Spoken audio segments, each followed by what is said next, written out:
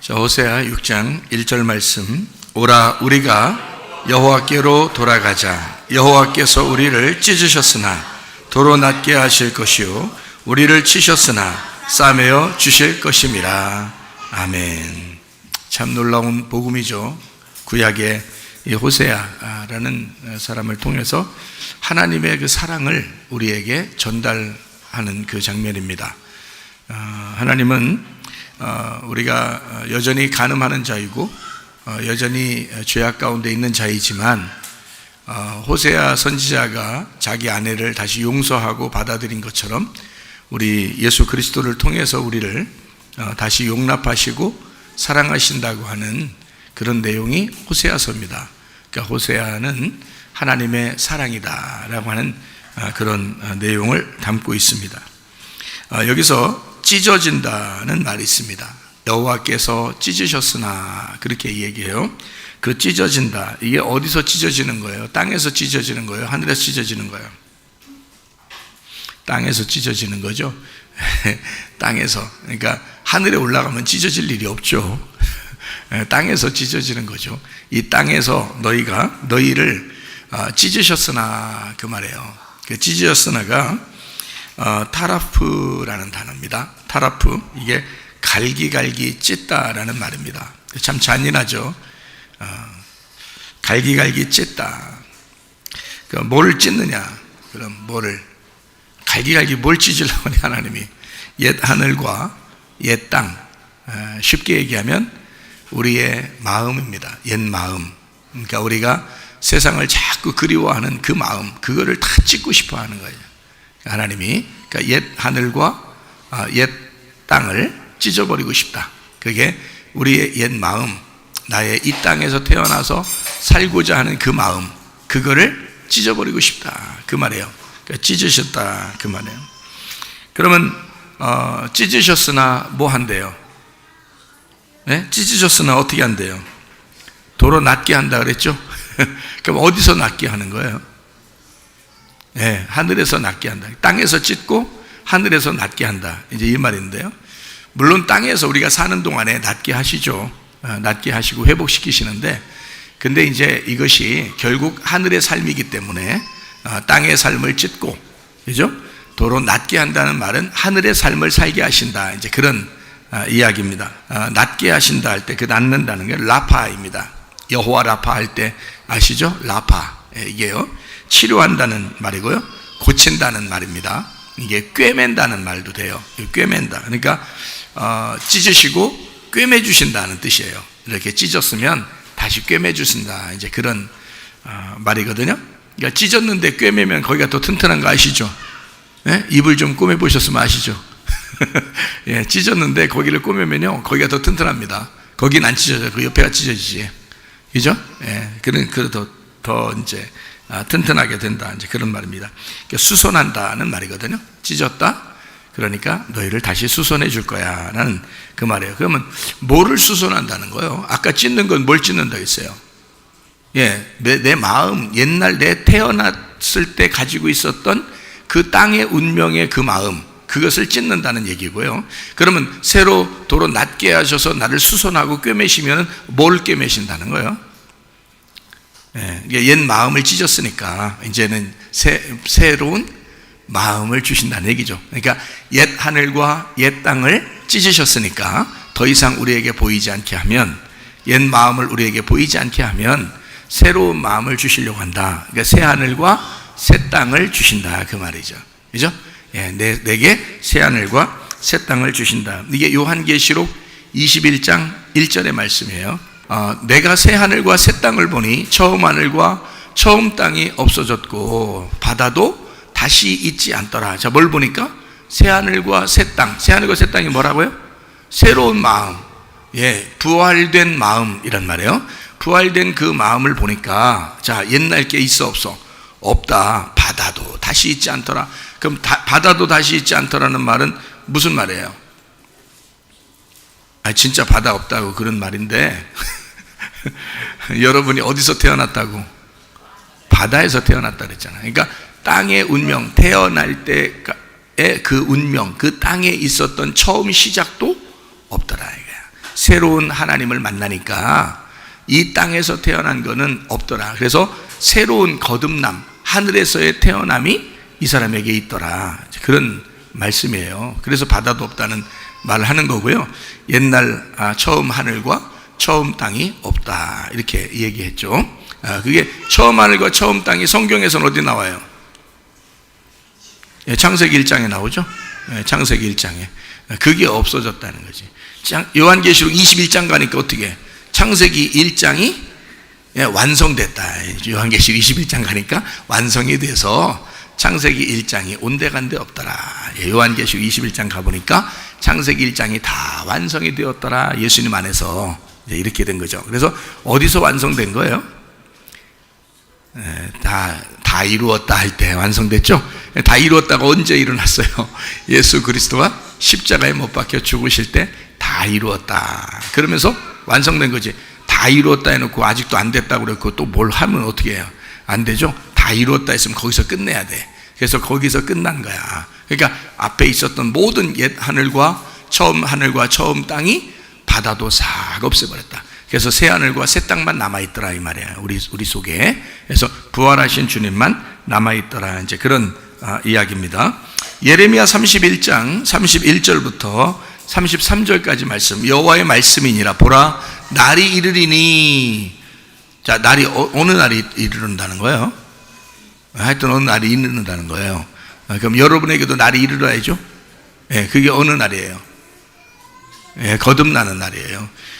보라, 날이 이르리니. 여러분이 부활하는 날이 이르리니, 그 말이에요. 부활하는 날이 이르리니. 예수가 부활할 때가 되면, 이 말이고요. 우리가 부활하는 날이 이르리니, 그 말이에요. 내가 이스라엘 집과 유다 집에 새 언약을 맺는데요. 새 언약을. 그게 이제 새 하늘과 새 땅이라는 새 언약이죠. 그죠?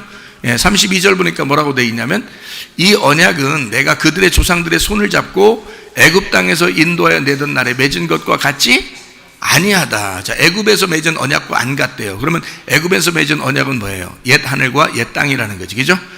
그런 것과 같이 아니할 것은 내가 그들의 남편이 되었어도 그들이 내 언약을 깨뜨렸습니다. 그러니까 옛날 너희가 하나님이 우리를 창조하시고 태어나게 하고 처음 하늘과 처음 땅으로 만들어 놨더니 어떻게 하나님을 잊어버렸더라 이거야. 하나님과의 약속을 깨버렸더라. 언제 깼어요? 하와는 언제 깼어요? 창세기 3장에 깨버렸죠. 창세기 3장에 하와가 깨버렸잖아요. 그죠? 우리는 아담과 하와 자손이죠. 그러니까 언약을 깨버렸다. 그게 하나님 말씀이라는 거예요. 그러니까 성경에 언약을 깨버렸다. 이렇게 너희들이 언약을 깨다. 하나님이 깨버린 거예요? 너희가 깬 거예요? 너희가 깬 거잖아. 그러니까 하나님이 우리 남편인데 너희가 그 약속을 깼다는 거야. 그러면 하나님이 남편인데 언약을 깼다는 말은 이게 누가 뭐가 됐다는 거예요? 그러니까 그 간음이라 그런 거죠. 간음, 음란이라 그런 거예요. 성경에 음란과 간음은 뭐라고? 우상숭배라고. 그게 다 같은 말이라고요.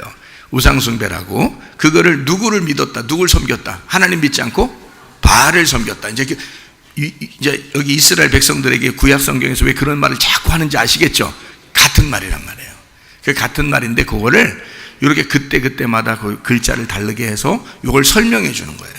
끊임없이 설명해 줘요. 예수님 오실 때까지 그걸 계속 그 언약을 설명하는 거예요. 하나님과 우리와의 관계. 그러니까 내가 없으면 하나님이 안 계신 거죠. 그죠? 내가 없으면 나한테는, 여러분한테는 있겠지만 내가 없으면 나한테는 하나님이 안 계시잖아. 그렇죠? 그러니까 내가 있으면 하나님이 계신 거야. 누구한테? 나한테. 그러니까 나하고 하나님하고 둘이 이 말씀하고 언약을 한 거예요. 그러니까 하나님과 나와의 관계에서 말씀이 언약이 된 거야. 그렇죠? 그러니까 하나님이 우리에게 언약을 깬 게 아니고 우리가 그 남편을 어기고 다른 남편을 따랐다 이거야. 그렇겠죠? 자, 그러면 이제 또 33절에 보니까 뭐라, 그러나 그러면 뭐 좋은 말 나와요. 앞에 나쁜 말 나왔으니까 그러나 그러면 좋은 말 나와요, 나쁜 말 나와요? 좋은 말 나오겠죠. 그러나 그날 후에는, 그럼 그날이 언제라고요? 예수님 부활의 날이라고 그랬죠. 그러면 예수님 부활한 후에는 어떻게 된다는 거야?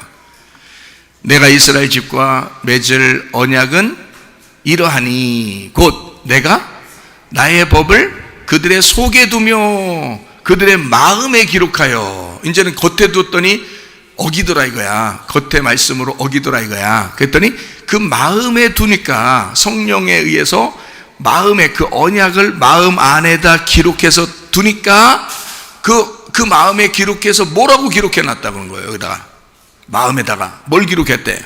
나는 그들의 하나님이 되고 그들은 내 백성이 될 것이라 여호와의 말씀이니라. 그러니까 서로 뗄래야 뗄 수 있다는 거 없다는 거야? 없다는 거. 왜? 자기는 하나님이 되고 그 다음에 우리는 어떻게 된다는 거야? 그의 백성이 된다는 거야. 자, 백성 없이 하나님 혼자 그냥 하나님 되겠어? 자기 나라가 백성 없이 있냐고. 안 되는 거죠. 그러면 백성은 왜 백성이라고 그래? 왜? 왕이 있으니까 백성이라고 그러는 거야. 그러면 백성 없는 왕이 있어요? 나 혼자 왕이야. 그런데 백성이 하나도 없어. 그럼 그 나라가 뭔 나라요? 아무것도 아니죠. 왕왕거리지, 그냥 왕왕거리는. 근데 왕이다, 나는 왕이다 그랬는데 백성이 있단 말이야. 그러면 그 나라가 이제 견고한 거죠. 근데 백성들은 또 우리는 백성이야. 그러면 누가 있어야 돼? 왕이 있어야 되는 거야. 우리를 다스릴 왕이 있어야 되는 거야. 그 언약을 어디다 둔다는 거예요? 나를 다스리겠다, 나를 통치하겠다, 나와 함께 하겠다, 이걸 어디다 둔다는 거야? 내 마음 속에다 둔다는 거야. 그러면 누가 뺏어갈 수 있어 없어요? 없죠.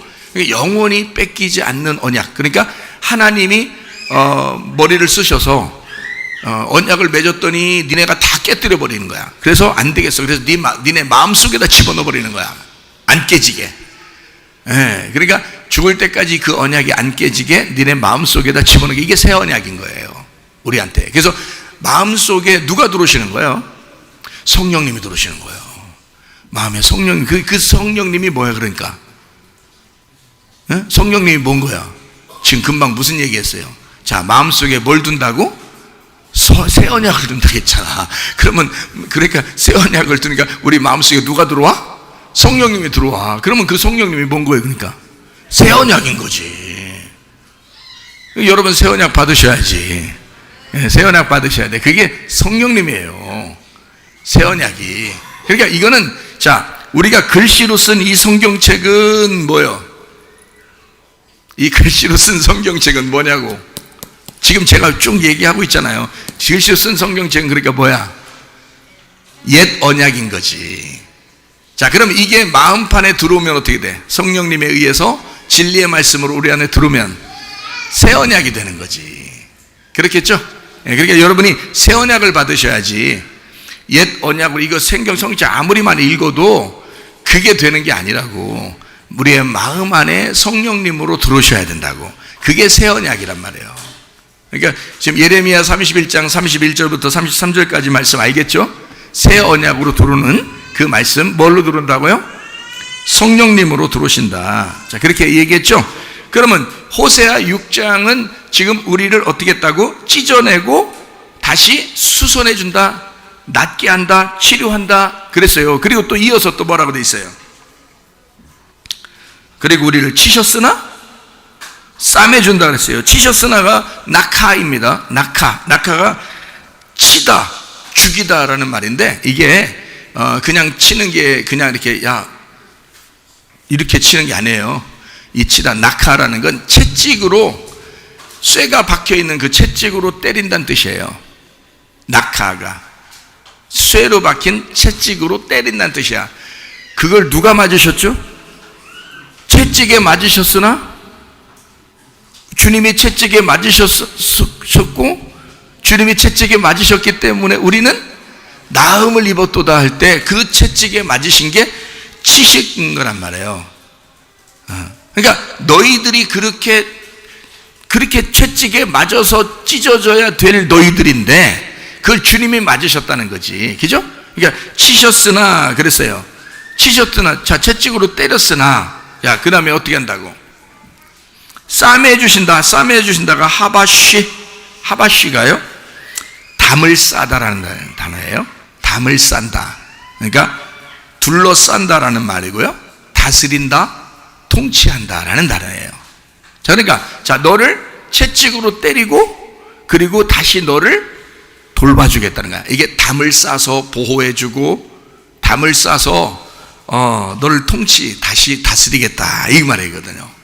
자, 무슨 말인지 아시겠죠? 자, 그러니까 보세요. 자, 찢었더니 어떻게 한다고? 찢고 나더니 어떻게? 예, 치료해 주시고요. 그죠? 꿰매 주시고, 예, 찢었으니까 다시 꼬매 주는 거죠. 찢으시고 꼬매 주시고, 그 다음에 때려, 채찍으로 막 때려서 죽을 만큼, 이게 죽이다라는 단어예요. 낙하라는 게 죽이다라는 단어 돼요. 채찍으로 때리는데 채찍으로 때려서 죽이다는 단어예요. 이게요. 그러니까 예수님 채찍에 맞으시면 우리가 나아먹었다 그럴 때 예수님이 뭐 몇 대 맞으셨다고 그냥 뭐 좀 괜찮아지고 뭐 파스 좀 바르셨더니 괜찮고 이런 말이 아니에요. 그건 채찍에 맞아서 죽으셨다는 뜻이에요. 그래서 우리가 치료를 받는다는 말입니다. 예수님 대신으로. 자, 너를 치셨으나 싸매 주신다. 다시 다스려 주실 것이다. 너를 돌봐 주실 것이다. 자, 우리 하나님 아버지가 우리를 통치하시고 다스려 주면 정말 좋겠죠. 그죠? 그분은 악한 분이 아니거든요. 그분은 좋으신 분이라 우리를 통치하시고 다스려 주신다는 거거든요. 얼마나 좋으신 하나님이에요. 그렇죠? 예, 저 여러분에게 오후에 오늘 성경을 조금 이렇게 여러분에게 깊이 있게 설명을 한번 해보려고 생각을 하고 있습니다. 어려운 거 아니에요? 제가 설명할 때 어렵다고 느끼는 사람 거의 없죠. 그죠? 왜냐하면 제가 다 소화를 하고 있기 때문에 그렇습니다. 별로 어렵지 않아요. 제가 쉽게 설명을 하고 있는 편이에요. 굉장히 어려운 거예요. 사실은 굉장히 어려운 얘기들이야. 근데 그거를 하도 들으니까 쉬워 보여. 그래서 그런 거예요. 근데 굉장히 누구한테 얘기하면 처음 듣는 얘기라고 그래. 그래서 이게 어렵다고 그러는 거예요. 처음 듣는 얘기 같아서 어렵게 느껴져요. 근데 우리는 처음 듣는 얘기가 아니라 몇 번 이렇게 이런 내용들을 설명하고 있기 때문에 이게 어렵지 않게 느껴지는 거예요. 그래서 그런 거예요. 그러니까 어렵지만 좀 쉽게, 다시 좀 깊이 있지만 좀 여러분에게 쉽게 설명을 하려고 생각을 하고 있습니다. 자, 땅에서 자녀를 이렇게 혼냅니다. 뭐 때문에 혼내죠? 땅에서 자녀 혼내요. 왜 혼내요? 예, 잘못했을 때 혼내요. 무슨 마음으로? 사랑하는 마음으로. 그렇게 꼭 얘기하고 싶죠. 꼭 얘기하고 싶은데 사실은 지 승질대로 혼내는 경우도 있죠. 예, 자기가 짜증나서 남편하고 싸워놓고 괜히 애들을 혼내. 뭐 이런 사람도 있죠. 그런 사람도 있어요. 그럼 돼요, 안 돼요? 이제 안 돼요. 그렇게 하면 안 돼. 알겠어요? 앞으로는. 그러니까 남편과 아내가 싸우면 된다, 안 된다? 절대 안 된다. 싸우려면 어디가 싸워야 된다? 운동장을 싸워야 된다. 애들 앞에서는 싸우면 된다, 안 된다? 안 된다. 애들 앞에서는 항상 웃고 즐겁고. 우리 집에 애기들이 이제 가끔 와요. 이제 우리 조카도 오고 이렇게 애기들이 오거든요. 그러면 우리 집에 오면은 우리 집에서 자고 그러는 걸 좋아해요. 왜냐면 제가 우리 집사람이 떡볶이도 만들어주고, 제가 이제 미숫가루도 타주고, 같이 이제, 이렇게 놀아주기도 하고 그런단 말이에요. 그러면 이제 우리 집사람이 걱정하죠. 아유, 주일날 다 됐는데, 목사님 설교 준비도 하고 그래야 되는데 애들이 와서 이렇게 놀면 이거 어떡하지 걱정도 해요. 근데 사실 여러분, 저는 걱정이 잘 안 돼요. 왜 그러냐면 애들하고 이렇게 놀 때 말이에요. 애기들하고 이렇게 놀잖아요. 그게 설교예요. 그게 그 안에서 설교를 다 발견합니다. 그 안에서. 그러니까 전혀 부담이 안 돼요, 여러분. 그러니까 애기들 우리 집에 오면은 애기들이 굉장히 좋아합니다. 왜 좋아하냐 봤더니 누가 그렇게 얘기하더라고. 어떤 애기가. 근데 나한테 왜 좋아하냐 봤더니 우리 집에 오면 맨날 웃어요. 왜냐면 우리 집사람이나 나나 얘기하다가 항상 웃어.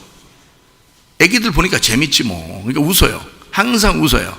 그리고 얘기를 조근조근하게 부드럽게 말을 해요. 시끄러운 말 안 해. 우리 집에 오면. 그리고 웃으면 항상 웃어요. 애기들한테 울 일 있어요? 아니, 화낼 일 있냐고, 애기들한테. 웃잖아요. 그러니까 애기들이 있으니까 재밌죠? 웃습니다. 웃고 부드럽게 얘기해요. 자, 애기들은 굉장히 좋아합니다, 그거. 애기들은 굉장히 좋아해요. 시끄럽게 얘기하면, 부모가 시끄럽게 하면 애들 눈치 봐요, 벌써 다 알아요. 무섭습니다. 그죠? 그래서 우리는 일부러 그러는 게 아니라, 원래 우리 집이 항상 그래요. 그냥 부드럽게 얘기하고, 시끄럽게 싸우고 이러는 게 없으니까. 그러니까 항상 부드럽게 얘기하고, 웃고. 그러니까 애기들이 와도 항상 평안한 거야, 애들이. 잠도 잘 자고, 놀기도 잘하고, 또 오고 싶다 그러고 막 이래요. 이게 왜 그러냐면, 왜 그런가 봤더니 그것 때문에 그래요. 부드럽게 얘기하죠. 웃죠. 이게 웃기니까 웃는 건데, 우리도. 근데 재밌는데 아이들의 입장에서는 굉장히 좋은 거예요. 그게 안정되는 거예요. 마음이 평안하고. 그래서 그런 거예요. 자녀들한테 혼낸다고 그랬죠. 혼낸다. 왜 혼낸다? 사랑하는 마음으로 혼낸다. 그러면 괜찮다는 거죠. 그러니까 폭력을 행사하면 안 됩니다. 폭력을 행사하면 안 되고 혼내는 건 가능하다는 거예요. 자, 혼낼 때 보통 공부를 못한다고 혼내면은, 여러분 부모가 어때요? 공부 못한다고 혼내는 걸 이렇게 가만히 보면요, 그러면 부모가 틀림없이 어땠다는 거예요? 공부 못해서 혼냈다 그러면, 너 왜 공부를 못하냐? 너 왜 공부를 안 하냐? 왜 숙제를 안 하냐? 이렇게 해서 혼내면 보통 부모가 어떤 상태라는 걸 딱 나와요, 답이. 네, 어릴 때부터 공부를 별로 못했다는 얘기예요. 그래서 안타까운 거예요. 여러분, 자녀를 사랑하기 때문에 부모가 안타까운 거야. 자, 공부를 많이 한 사람 어떨까요? 공부 많이 해서 박사 됐어. 그러면 자녀가 공부를 잘하든 못하든 크게 신경 써야 안 써요? 별로 안 씁니다. 신경 별로 안 씁니다. 숙제? 별 신경 안 써요. 자기가 해봤거든요. 해봤는데 인생이 나이다 먹다 보니까 그게 별거 아니라는 걸 알게 된 거예요. 공부를 해본 사람은 공부에 대해서 뭐라고 많이 안 합니다. 여러분, 잘 주변에 있는 사람들 보세요. 주변에 있는 사람들 공부를 자기가 못했기 때문에 그래요. 자, 그러면은 자녀들이 결혼을 하게 된다, 또는 뭐 남자친구를 사귄다, 여자친구를 사귄다 그러면 누가 더 바짝 신경 쓰나요? 누가 더 바짝 신경 써요? 이혼한 부모가 더 바짝 신경 씁니다. 왜요? 사랑하니까 그러는 거예요, 자녀를. 자기가 실패를 했기 때문에 그 자녀가 실패하지 않기를 굉장히 가슴으로 그거를 안타깝게 생각하는 거예요. 여러분, 원래 그 평안하던 그런 집안이고, 원래 대대로 평안한 그런 집안들은 있잖아요. 자녀가 누구랑 결혼하든지 그렇게 또 신경을 그렇게 곤두세우질 않습니다. 자기가 실패해보질 않았기 때문에 그래요. 근데 자기가 실패해보면 여러분 바짝 긴장합니다. 다시는 그런 일이 없어야 되니까 그러는 거예요. 그게 사랑이란 말이에요. 그렇겠죠?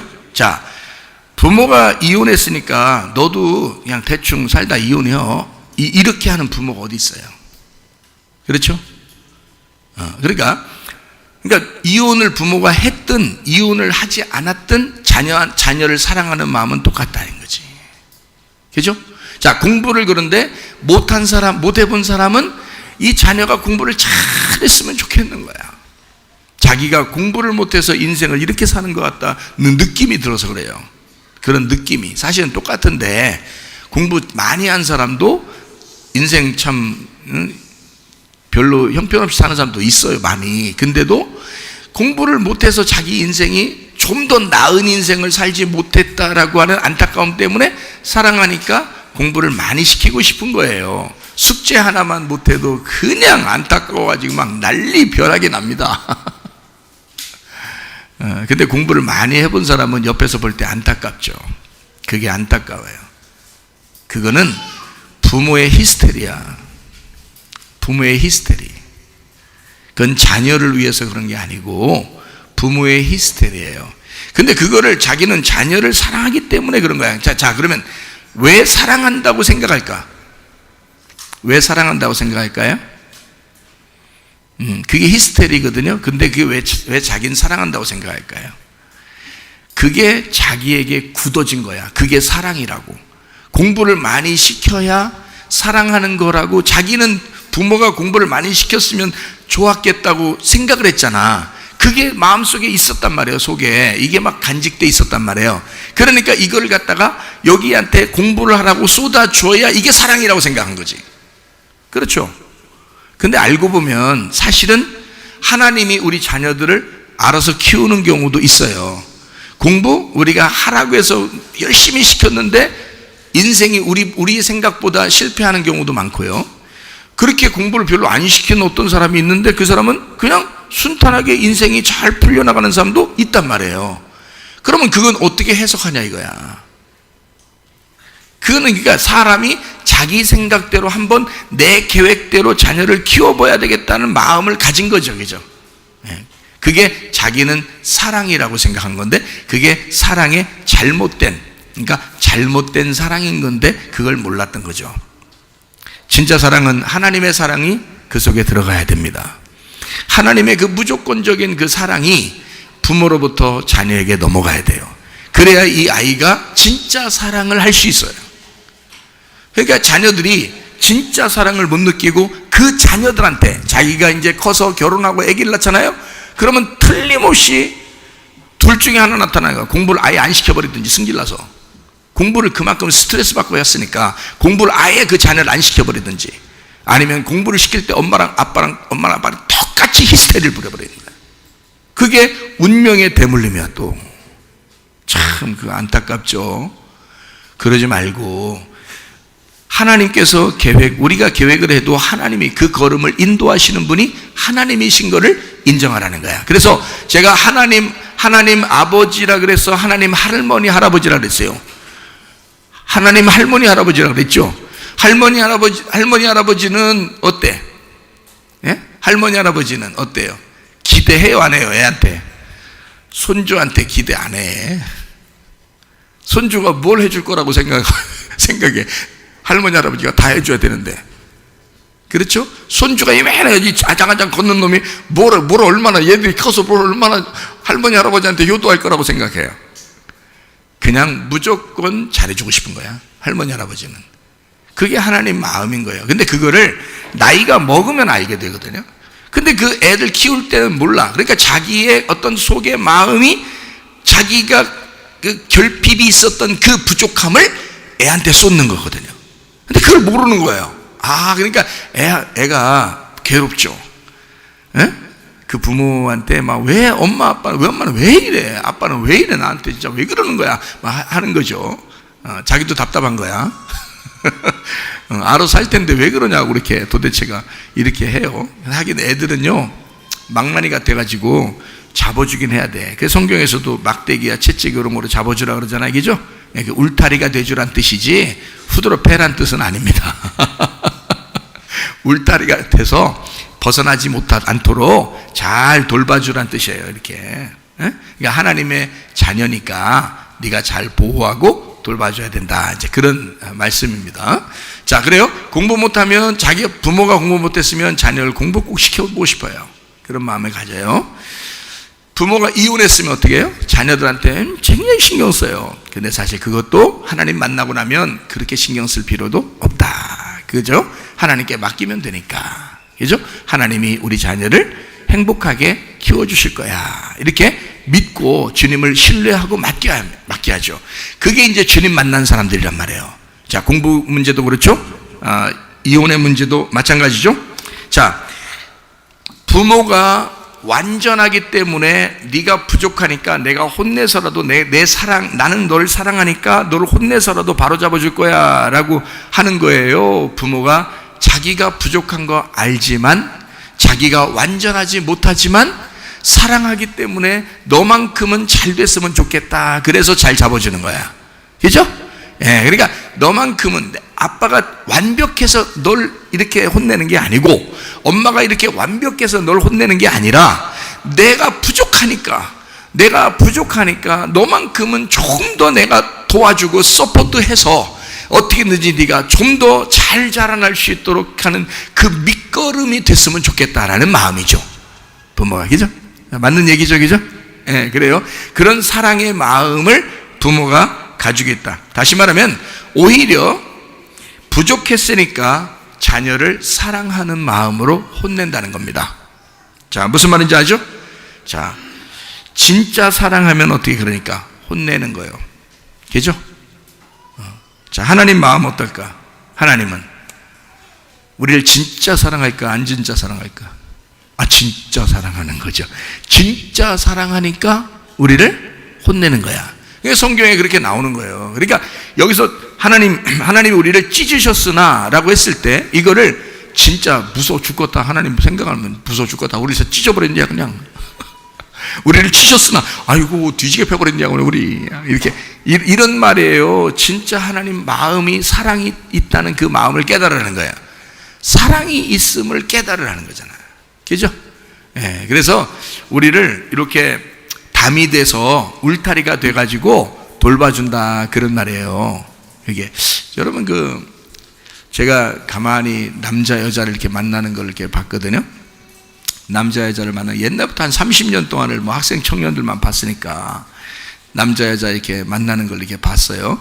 보니까 참 만남이 귀해요. 그러니까 이 사람 저 사람 아무나 만나는 사람도 있지만 참 귀하게 만나는 사람들도 있더라 이거예요.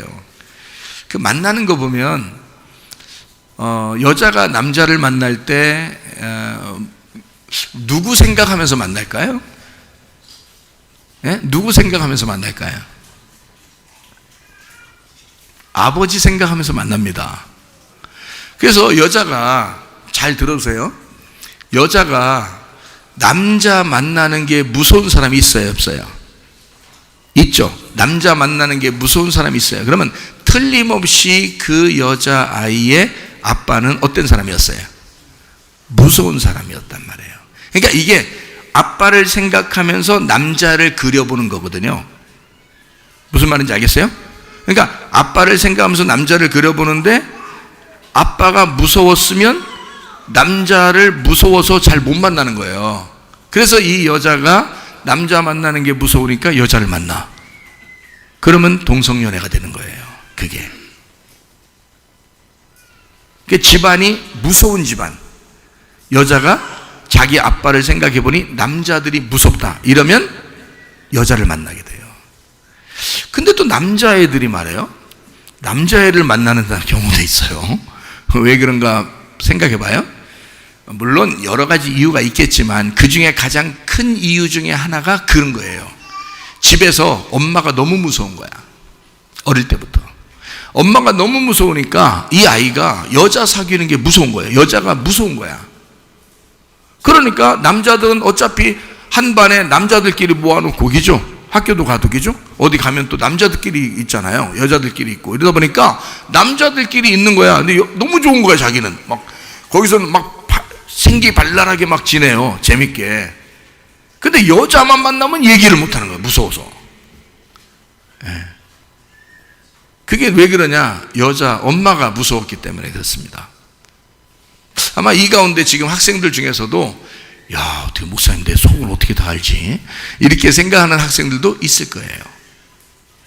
여자 만나는 게 무섭다? 그래서 남자들끼리 있을 때는 굉장히 성격이 좋아요. 근데 여자 만나는 건 무서워요. 그러니까 이게 뭐냐? 이게 부모 잘못인데요. 그 엄마나 아빠가 잘못이야. 그러니까 이 아이가 원래부터 성격이 좋은 아이였어요. 발랄하고 좋은 아이. 그러니까 성격이 발랄하고 좋은 아이로 잘 자라나게 해줘야 되거든요. 근데 그거를 어릴 때 막아버린 거예요. 왜? 부모가 싸워서 그런 거예요. 부모가 큰 소리 치고 싸우고 그래서. 거기다가 여자가 막 더 승질 더 크게 내고 더 그런 집은 여자가 무서운 집안이 되는 거고요. 남자가 더 크게 막 폭력을 휘두르고 술 먹고 막 깽판 치고 그러면 남자가 무서운 집안이 돼서, 남자가 무서우면 여자아이가 여자를 사귀어버리고 여자가 무서우면 남자아이가 남자를 사귀어버리는 경우가 생기는 거예요. 그래도 이제 우리 교회에 오면 섞어서 남자는 여자 좋아하게 하고 여자는 남자 좋아하게 하고 해서 이게 바뀌기도 해요. 이게 원래 바뀌는 게 정상이에요. 왜냐하면 유전자라고 하는 건 원래 정상 궤도로 갈 때 빨리 돌아가요. 여자가 여자를 만나는 건 비정상이죠. 남자가 남자를 만나는 건 비정상이죠. 그래서 그렇게 된 건 오랜 시간을 통해서 그렇게 된 거예요. 어릴 때부터 오랜 시간을 통해서 그렇게 돼버린 거예요. 그런데 이게 이제 다시 회복돼서 돌아올 때는 정상, 남자는 여자 만나고 여자는 남자 만나잖아요. 요게 교회에서 말씀 듣고 여기서 돌아오게 될 때는 쉽게 돌아올 수 있어요. 왜냐면 그게 정상이잖아. 그러니까 정상 유전자는 빨리 돌아오는 거예요. 그게 오랫동안 시간이 걸려서 된 것도, 잘못된 것도 빨리 돌아올 수가 있는 겁니다. 예. 그래서 그런 거예요. 그러니까 고쳐질 수가 있다. 아, 나는 왜 안 고쳐지? 그건 네가 안 고치는 거야. 안 고치는 걸 선택한 거예요. 네가 스스로 죽겠다고 선택한 거예요. 그래서 그런 거야. 고치려고 하나님 앞에 하나님이 나를 치료해 주실 것이다 라고 우리 집안을 찢으셨으나 하나님이 우리 집안을 다시 회복시켜 줄 것이다, 나를 치료하실 것이다 라고 하나님 앞에 기도하고 하나님을 선택했으면 바로 돌아오죠. 정상으로. 금방. 그게 정상이니까. 원래 태어날 때부터 잘못된 아이는 없습니다. 그러니까 아기들이 죽으면 다 천국 가죠. 아기들이 태어나서 얼마 안 된 때 죽으면 다 천국 갑니다. 이 아이들이요. 지난번에 그 엄마 아빠가 막 이게 뉴스에 나왔죠. 엄마 아빠가 두드러패가지고 그 폭력을 행사해서 죽은 아이가 있었죠. 지난주인가 기죠? 죽은 아이가 있었지. 걔 천국 갔어요. 목사님 어떻게 알아요? 가보지도 않았고 걔 봤어요? 얼굴 봤어요? 가서 꿈에라도 나타났어요? 아니, 안 나타났어요. 근데 나는 하나님 마음을 알아요. 그 아이는 천국 가 있습니다. 예. 물론 이 땅에서 조금 더 있으면서 예수를 믿게 되고 오히려 더 커지고 이렇게 더 성숙하고 양육되었으면 그 아이를 통해서 많은 사람이 유익을 받을 수가 있겠죠. 그러나 그렇게 유익을 줄 수 있는 아이는 아니었지만 어린 아이로서 죽으면 바로 천국 갑니다. 아이는요. 그 부모는 회개 많이 해야 돼요. 진짜. 보통 회개해서 되는 게 아니에요. 진짜 죽었다 살아나야 돼. 그 사람들도. 그러니까 누가 그래야 돼요. 똑같이 때려야 된다고. 똑같이 후드러 빼버려야 된다고. 그 맞는 얘기예요. 그러면 고쳐져. 너도 자기가 맞아보면 아프거든. 자기도. 에? 아, 이렇게 아팠구나. 이걸 막 눈물 찔끔찔끔 나면서 그냥 막 맞아야 돼. 그러면 알아. 야, 이렇게 아팠었구나. 내가 너무 잘못했구나. 이거를 아마 진심으로 회개할 수 있겠죠. 뒤지게 패버리면. 그죠? 그 맞아야 돼. 그런 거는. 근데 또 요즘 또 법이 또 인권 어쩌고 그래가지고 말이에요. 내비도 또 그런 것도 참 엉터리요 다. 다 엉터리요. 자, 어쨌든 어린아이가 왜 천국 가느냐? 태어날 때 어린아이는 잘못이 없기 때문에 그렇습니다. 물론 성악설이냐 성선설이냐 이런 얘기하는 웃기는 소리 하지 마. 애기들 여러분 나가지고 애가 성격 이상해지는 애기 있죠? 나서 애가 얼마 있다가 성격 이상한 애기 있죠? 애기 태어나서요. 부모가 그래서 그런겨. 애가 태어나서 갑자기 태어나자마자 성격 이상해?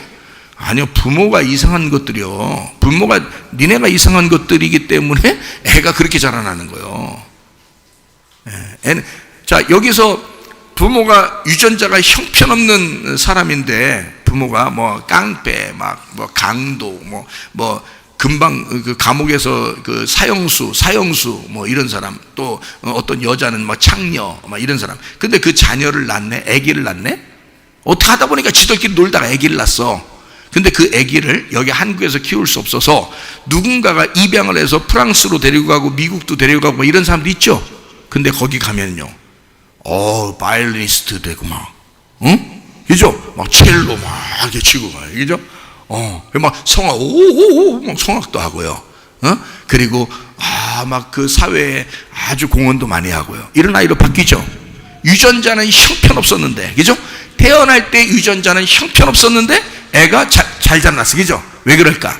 키울 때, 양육할 때 유전자가 다 바뀌어버린 거예요. 이쪽의 유전자가 하나님의 형상의 유전자로 바뀌어버린 겁니다. 이쪽에서는. 그러니까, 니네 부모가 잘못 키울 수밖에 없었던 거를 이쪽에서 잘 키워버린 거예요. 유전자가 바뀐 겁니다. 유전자가 바뀌니까 사람이 땅에서 태어난 운명이 바뀌어버린 거죠. 다른 부모가 키움으로써. 그러니까 자신 없으면 우리 집으로 데려와.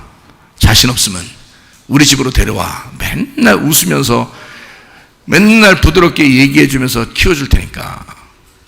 집에서 싸울 것 같으면 우리 안 되겠다. 우리는 부모로서 자격이 없다. 그냥 목사님 집 앞에다가 바구니 갖다 놓자 이렇게 하고. 그렇게 해요. 그러면 내가 알아서 해줄게. 알아서. 그러니까 자격이 없는 사람들이 자녀를 키운다고 난리예요. 자기 새끼라고. 그러니까 자기 새끼라고 하는 건 누구도 다 자기 새끼라고 그런다겠어요. 예, 짐승들도 다 자기 새끼라 그런다니까요. 네가 짐승으로서 먹여주고 입혀주고 네 새끼라고 키우는 건 가능해. 그럴 수 있다 이거야. 그러나 그건 짐승으로 자라날 수가 있다는 거야. 그럼 짐승으로 자라날 수도 있다는 얘기야. 다 그런 건 아니지만 그럴 수도 있다는 얘기야. 얘가 누군가가 부드럽게 얘기하고 누군가가 승질내는 거 없이 조용하게 웃으면서 이 아이를 키워주잖아요. 하나님의 사랑을 집어넣어 주잖아요. 그러면 이 아이는 하나님의 형상의 유전자로 바뀌어버립니다. 이게요. 그러니까 애가 잘못은 없는 거야. 그죠? 부모가 잘못인 거야. 그러니까 그렇게 애를 혼내지 말고 진짜 사랑하는 마음, 하나님의 사랑의 마음으로 혼내야 된다. 하나님은 우리를 찢으신다. 그러나 그 찢으시는 이유가 있다는 거야. 반드시 꿰매 주는 걸 준비해 놓고 찢으신다는 거지. 꿰맬 것을 준비해 놓고 찢으신다는 거야. 승질대로 혼내질 않는다는 거지. 하나님은 무슨 말인지 아시겠어요? 예, 찢으시고 꿰매주신다. 때렸으면 반드시 담을 싸주고 안아주고 사랑한다고 통치해주고 다스려주신다 이 말이야. 그런 하나님이시라는 거죠. 그게 우리 하나님 부모가 되시는 하나님이시다 이런 말입니다. 자, 옛 마음이 찢겨지고 새 마음을 주신다. 무슨 말인지 아시죠? 그죠? 그러면 옛 마음을 찢으시고 라는 말이 성경적으로 말하면 신명기 24장 1절부터 4절의 말씀으로 보면은 사람이 아내를 맞이하여 데려온 후에 그에게 수치되는 일이 있음을 발견하고 그를 기뻐하지 아니하면 이혼 증서를 써서 그의 손에 주고 그를 자기 집에서 내보낼 것이요. 그냥 보내지 말고 이혼 증서 주고 보내라요. 그 여자는 그의 집에서 나가서 다른 사람의 아내가 돼야 된다 그랬어요. 그러니까 이혼 증서 들고서 다른 사람한테 가서 아내가 되는 겁니다. 예. 그의 둘째 남편도 그를 미워하여 이혼 증서를 써서 그의 손에 주고 그를 자기 집에서 내보냈거나 또는 그를 아내로 맞이한 둘째 남편이 죽었다. 자, 이제 이 여자를 또 보내야 되겠어. 영 싸가지가 없어서 안 되겠어. 보내야 되겠어. 그리고 둘째 남편이 죽었다 쳐. 죽었다. 그러면 어떻게 된다? 그 여자는 이미 몸을 더럽혔은즉 그를 내보낸 전 남편이 그를 다시 아내로 맞이하지 마라. 데려가지 말라는 거야. 어떤 사람은 이혼하고서 둘이 헤어졌다가 또 만나서 하는 사람도 있죠. 그런 사람도 있대요. 근데 성경은 어떻게 되어 있냐? 첫 번째 남편이 이혼 증서 주고서 버렸어요. 그러면 두 번째 남편이 데리고 이제 이혼 증서를 가지고 있어야 데리고 가는 거예요. 그럼 이혼 증서를 가지고 있어야 데리고 가니까 이혼 증서는 어떤 거야? 에? 결혼 증서가 되는 거죠. 두 번째 남편에게는 결혼 증서가 되는 거예요. 결혼 증서를 이제 가지고 이제 이혼 증서인데 가져왔어요. 그래서 두 번째 남편이 이제 살았네. 데리고 살다가 아이고 여자가 도저히 안 되겠어. 그래서 이 여자를 내보내야 되겠어. 응? 아니면 이 남편이 죽었어. 그런데 첫 번째 남편 있잖아. 이혼 증서 준 남편. 그 남편한테 가지 말래. 이 일은 여호와 앞에 가증한 것이라. 너는 내 하나님 여호와께서 내게 기업으로 주시는 땅을 범죄하게 하지 마라. 그건 범죄하는 일이라는 거야. 그렇게 하면 안 된다는 거야. 자, 그러니까 다시 전 남편한테 가면 된다 안 된다? 안 된다는 걸 얘기하는 거야. 그러니까 이 사람이 두 번째 남편이 죽었든지 하여튼 막 못 살게 굴었든지 하여튼 첫 번째한테는 가지 말라는 거예요. 그렇죠? 그러니까 이게 뭐냐면 첫 번째로부터 찢어졌단 말이에요. 찢어져서 일로 왔어요. 그럼 일로 왔으면 두 번째 남편을 만났으니까 이게 두 번째 남편에게서는 찢어지는 거예요. 둘이 꿰매진 거예요. 꿰매진 거죠. 수선이 된 거야. 자, 이쪽 이혼이라는 건 찢은 거잖아. 그래서 이혼 증서를 가져왔어. 나 찢어졌습니다 하고 온 거야. 예? 찢어졌습니다 왔어요. 그랬더니 두 번째 남편이 데리고서 이제 살았어요. 그러면 일단 여긴 꿰매진 거란 말이에요. 하나가 됐단 말이야. 그러면 여기서는 다시 이 남자가 죽어도 앞으로 가지는 말라는 거야. 그 전에는 가지 말라는 거야. 자, 이 두 번째 남편이신 예수님이 우리를 맞아들였어. 자, 세상에서 내가 살다가 이제 세상 도저히 안 돼서 예수님을 선택했어요. 그래서 예수님한테 내가 시집을 왔네. 예수님한테 시집을 왔더니 예수님이 죽으셨어. 어디서? 십자가에서 죽으셨어. 그러면 내가 다시 세상으로 가야 돼, 안 가야 돼? 가지 말아야 돼. 전 남편한테 가면 안 된다, 그 말이에요. 그러니까 두 번째 남편으로 맞춰야 된다는 거야. 이 남편으로, 두 번째 남편으로 끝내야 된다. 그게 누구를 얘기하는 거니까?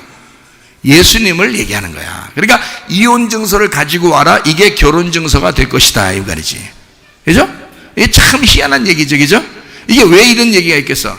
너를 찢으셨으나, 이 말이야. 너를 찢으셨으나 다시 꼬매준다, 이거야. 너를 치셔서, 때려서 죽여버렸으나 너를 다시 품에 안고 돌봐주시겠다, 그 말입니다. 자, 무슨 말인지 알겠죠? 그게 첫 번째 남편과 이혼해라, 두 번째 남편과 결혼하게 될 것이다, 이 말이고요. 그죠? 첫 번째, 옷이 벗겨져야 된다. 요한복음 8장에 보면 가늠한 여자가 나오죠. 어떻게 현장에 잡혔으니까 어떻게 옷이 벗겨졌죠. 옷이 벗겨지니까, 이게 광야에 있는 우리 율법을 사는 사람들이 율법에 의해서 옷이 벗겨진 걸 얘기하는 거야. 옷이 벗겨졌더니, 그랬더니 예수님한테 왔어요. 그랬더니 예수님 어떻게 새 옷을 입혀주시더라, 그 말이죠. 부활의 옷을 입혀주시더라, 그 말이에요. 그죠? 자, 옷을 벗겼더니 새 옷을 입혀줬더라. 자, 옷을 벗겼더니라는 말, 다른 말로 말하면 나를 찢어놨더니 새 옷을 입어서 나를 치료해 주시더라, 그 말이죠. 무슨 말인지 알겠죠? 예. 이렇게 요 말씀이 호세아 6장 1절의 이 말씀이 바로 요 얘기란 말이에요. 무슨 말인지 알겠죠? 자, 여기 요한복음 8장에 보면, 요한복음 8장 9절에 여자가, 가늠한 여자가 현장에 잡혔다가 예수님한테 왔는데 어떻게 이 여자하고 예수님하고 둘이 가운데 남아있더라, 이거야. 가운데 남아있다는 말은 무슨 말인지 아셨죠? 그죠? 예, 가운데 남아있다는 말은 뭐 했다는 거예요? 둘이 연합했다, 하나가 되었다, 함께 있다, 결혼했다, 이 말이에요. 그러니까 이 여자가 예수님하고 결혼하게 되었더라, 이 말이에요. 자, 어떤 여자니까 결혼했다고요? 가늠한 여자가 죄가 드러나서 옷이 다 벗겨졌을 때 결혼하게 되더라는 거지. 그럼 옷이 벗겨졌다는 말은 다 죄가 드러났다, 그 말이죠. 알몸이 드러났다, 이거죠. 이게 뭐라고? 가죽옷이라고. 죽어야 될 가죽옷, 그것이 주님이라고. 그래서 주님이 나를 대신에 죽으셨다. 그럼 어떤 분이라 죽은 거예요?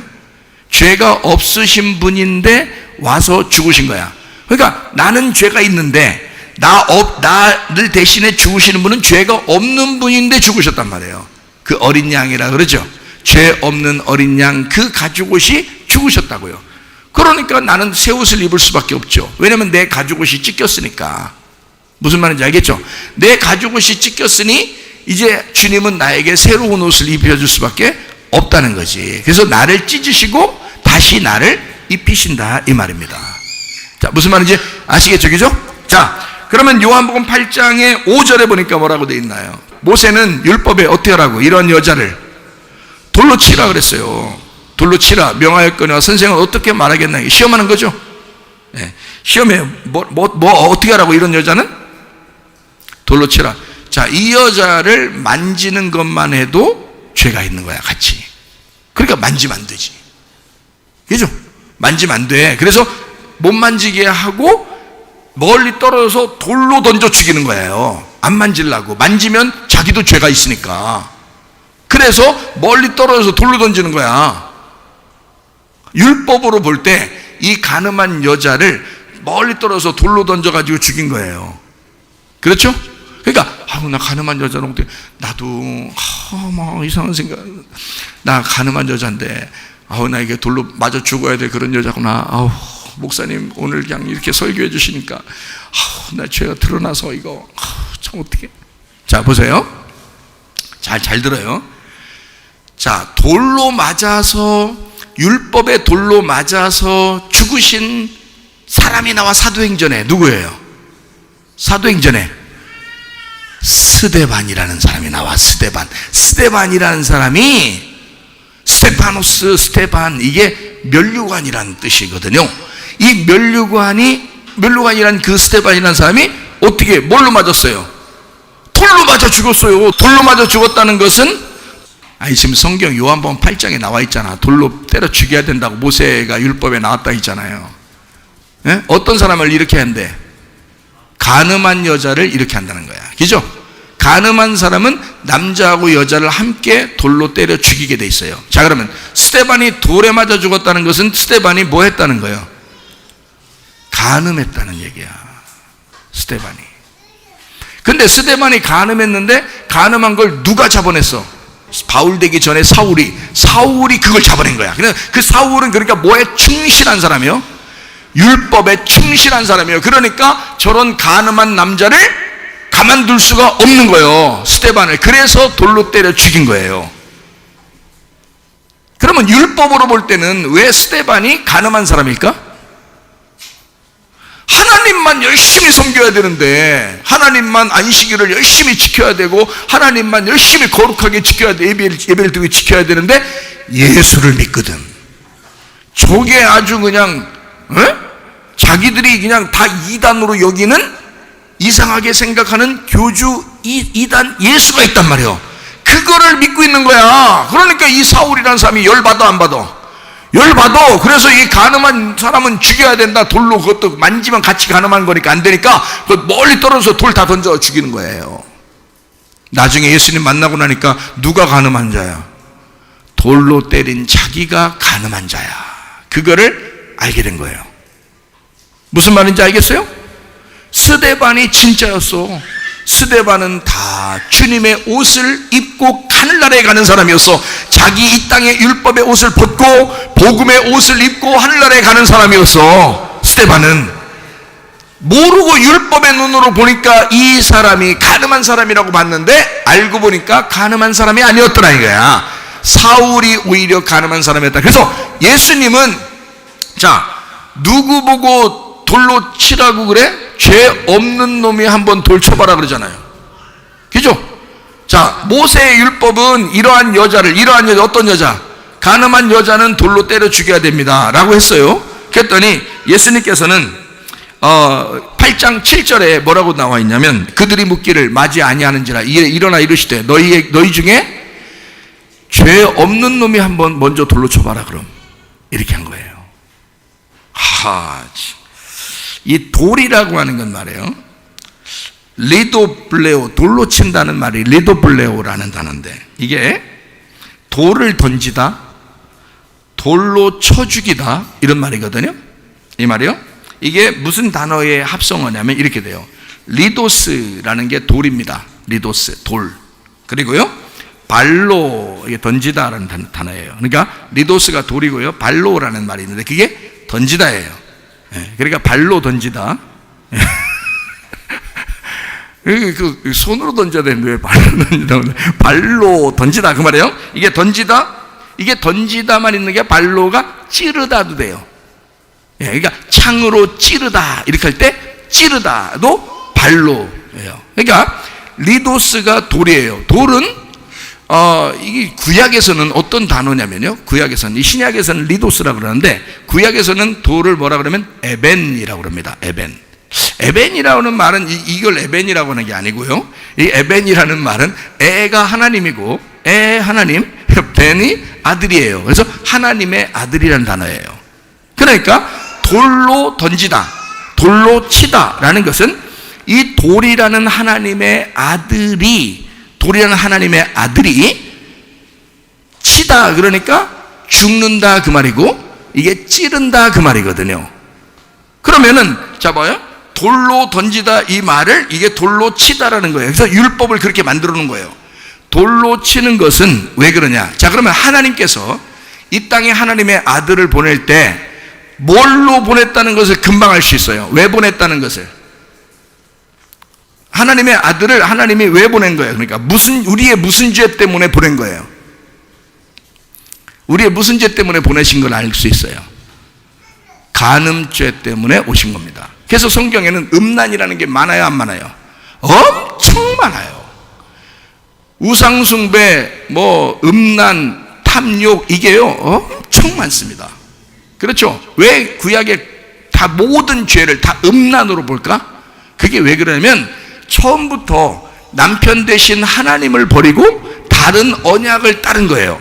다른 남편을 따른 거야. 그거를 간음이라 그래. 그래서 그 간음 때문에 하나님의 아들이 이 땅에 찔리러 오신 거예요. 그래서 돌로 치라, 돌로 던지라. 그랬더니 그 말을 사람들이 이 여자는 모세의 율법으로는 돌로 치라고 하던데요 라고 했어요. 그렇죠? 분명히 그랬죠? 사람들이 이런 거는, 이런 종류는, 이런 작자는 말이에요, 돌로 쳐 죽이라고 그러는데요 라고 얘기했어요. 그랬더니 예수님은 가슴이 아파 안 아파? 가슴이 아파 안 아파? 아파. 왜 아파? 가슴이 많이 아파. 왜 아파? 왜 아프냐고? 하늘에서 자기가 이 땅에 내려온 게 너희들 간음 때문이야. 너희들 간음 때문에 이 땅에 내려온 거야. 그러니까 누가 돌을 맞으시러 내려온 거야? 예수님이 내가 너희들 다 율법으로 돌을 쳐서 너희들을 죽여야 되는데 자기가 그 율법의 돌로 맞아서 죽고자 이 땅에 내려온 거거든. 근데 사람들은 여자 하나를 데리고 오더니 이 여자를 돌로 때려 죽여야 된다는 거야. 그것도 모세가 썼기 때문에, 모세의 율법에 써있기 때문에 우리는 그 말씀을 지켜야 된다는 거야. 근데 예수님 마음은 아픈 거예요. 너희들이 그 마음을 모르는 거지. 왜 이렇게 돌로 치라라고 하는 것을 너희들은 못 깨닫고 있는 거지. 너희들은 그 말이 무슨 말인지도 모르고 돌로 때려 죽이고 있는 거야. 예수님이 왔는데, 예수님이 하늘나라 아버지의 돌이야. 아버지의 아들, 하나님의 아들, 그 돌이 이 땅에 내려왔어. 왜? 자기가 찔리시고 죽기 위해서 오신 거야. 죄가 없으신데. 원래는 자기가 와서 사람들을 간음하는 자를 부딪혀서 죽여야 되는 거예요. 그래서 이 간음하는 자를 다 죽이러 돌이 하늘에서 땅에 떨어진 거거든. 그게 예수님이라는 돌이에요. 근데 그 돌이 사람을 죽이지 않고 자기가 자기를 죽이는 거예요. 사람들에 의해서 죽는 거예요. 그래서 우리를 구원하신 거예요. 그거를 예수님은 그것 때문에 왔는데, 사람들은 어떤 여자가 간음했다고 그거 때려 죽여야 된다고 그거 모세 율법에 써 있다고 얘기하면서 했으니 예수님 마음이 얼마나 속상하겠냐고. 이런 뜻이 아닌데 그것을 행하고 있는 거야. 그러니까 예수님이 글씨를 한 번 쓰고 싶어, 두 번 쓰고 싶어? 두 번 쓰고 싶어. 왜 두 번 쓰고 싶어? 답답해서 그래요. 답답해서 두 번 쓰는 겨. 그러면 왜 두 번을 써? 성경에 보면 말이에요, 이 모세가 이 땅에 하나님께서 돌에다 막 써가지고 준 게 있어요. 그게 뭐예요? 십계명. 십계명을 모세한테 줬어요. 이거 들고 내려오다가 밑에 이 백성들이 한 명도 안 빼놓고 다 뭔 짓을 하고 있어. 금송아지 섬기고 있는 거야. 그래서 모세가 들고 내려오다가 이걸 돌을 어떻게 했어? 이걸 갖다가 막 그냥 잘 닦아서 옆에 모셔놨어. 아니면 이걸 갖다 확 던져버렸어. 거기다 던져버렸어. 이게 돌이 깨졌을까 안 깨졌을까? 박살났어. 거기서 박살났어. 그러니까 그거로 이제 하나님이 자기가 열심히 써서 줬더니 이걸 갖다 모세가 박살내버렸네. 그러니까 하나님이 나름대로 내가 열심히 쓴 것 같은데 하나님의 손으로 막 나와서 썼다겠거든요. 하나님의 손이 막 썼는데, 이 세상에 자기가 열심히 쓴 이 하나님이 직접 글씨 쓴 게 어딨어. 성경에 십계명이 그거잖아. 그러니까 열심히 하나님이 직접 손가락으로 썼는데 말이에요, 그걸 갖다 모세가 그냥 하나님한테 물어보지도 않고 그냥 막 던져서 깨뜨려 버렸으니까 하나님이 황당하겠어 안 황당하겠어? 하나도 안 황당하겠어. 하나도 안 황당했어. 왜냐하면 이렇게 모세가 십계명을 갖다가 던진 것은 그게 하나님의 마음이었어. 그게 하나님의 마음이었어. 너희들, 내가 이 십계명을 들고 너희한테 가면 너희는 다 죽어. 이 말씀대로 하면 너희들은 다 죽어야 돼. 그래서 이거를 내려가다 중간에 이걸 갖다가 던져버린 거예요. 그리고 이걸 깨뜨려 버린 거야. 하나님, 이 백성들 무지해서 금송아지 섬기고 하나님을 금송아지라고 하면서 이렇게 섬기고 음란하게 이렇게 하고 있는데, 이거 얘들이 몰라서 그래요. 얘들이 몰라서 그래요. 이거 말씀 들고 내려가면 얘네를 다 죽어. 그러니 하나님, 내가 이거 도저히 들고 내려갈 수 없습니다. 응? 하나님 마음을 가진 거야, 모세가. 그러니까 하나님이 거기서 하나도 안 황당해. 왜냐면 그거 던져서 싹 깨뜨려 버리니까 하나님 마음이 어때? 뭘 시원하게 마음 아프지. 자기가 직접 썼는데 얼마나 힘들게 썼는데. 근데 하긴 또 쓸 수 있어 없어? 또 쓸 수 있어.